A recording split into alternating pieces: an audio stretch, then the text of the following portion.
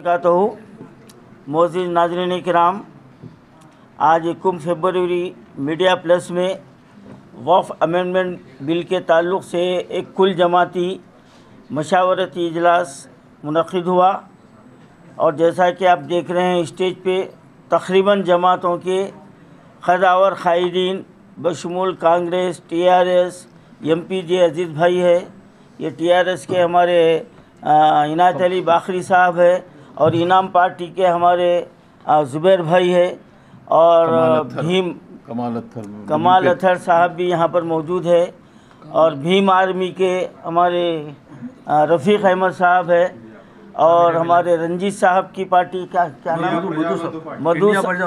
India प्रजा बंधु party के भी मधु साहब यहाँ पर, यानी तकरीबन बातों का एक गहवारा बना और इसी बात पर बना कि आज जो हमारे भारत में बीजेपी सरकार, मरकज़ी सरकार वक्फ़ अमेंडमेंट बिल को पास करने के बिल्कुल करीब है और हो सकता है वो पास कर भी लेगी,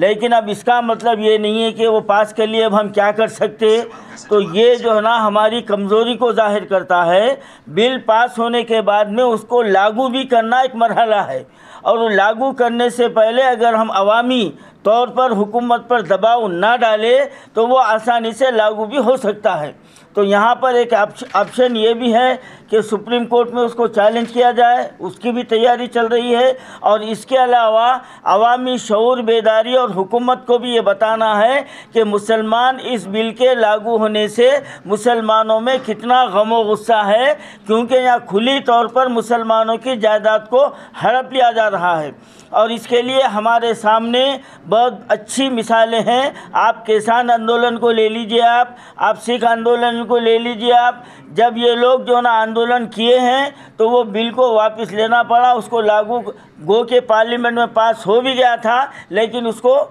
बाजुक रख दिया गया है। तो ये भी हो सकता है अगरचे कि हम अपने शऊर बेदारी का इजहार करें और हम जो है ना हुकूमत पर दबाव डालें।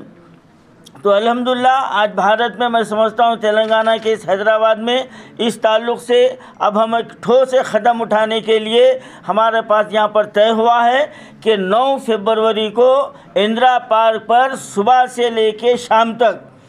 इसमें धरना रहेगा और ये भी हो सकता है कि वो हम उसको दूसरे दिन भी बरकरार रखें, तीसरे दिन भी बरकरार रखें, ये भी हो सकता है, क्योंकि अब हमको मकसद के हुसूल तक इस जद्दोजहद को जारी रखना है। 2-4 घंटे बैठ के जो ना उठने से वो लोग ये बोलते कि भाई ये लोग थोड़ी देर बैठते पुकार लेते उसके बाद खामोश बैठ जाते। तो ये सोच भी बदलने की ज़रूरत है। अब हमको इस्तिक़लाल के साथ, अज़्म के साथ और मुस्तहकम इरादे के साथ हमको इसका मुकाबला करना है। तो मैं आज ये ऐलान कर रहा हूँ कि 9 फरवरी इतवार के दिन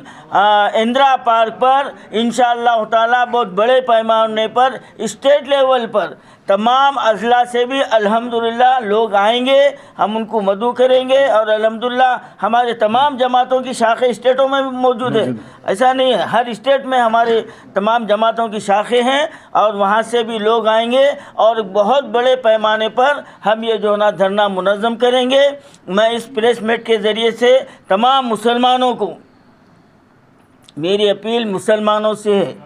कि किसी फ़िरक़े से, किसी मसलक से, किसी तबक़े से, किसी जमात से नहीं है। बिला तफ़रीक़ जमात और बिला तफ़रीक़ मसलकी वाबस्तगी के कलमे की बुनियाद पर हमको अपनी ताकत का मुज़ाहरा करना है। 9 तारीख़ को ज़्यादा से ज़्यादा तादाद में शरीक हो और ख़ास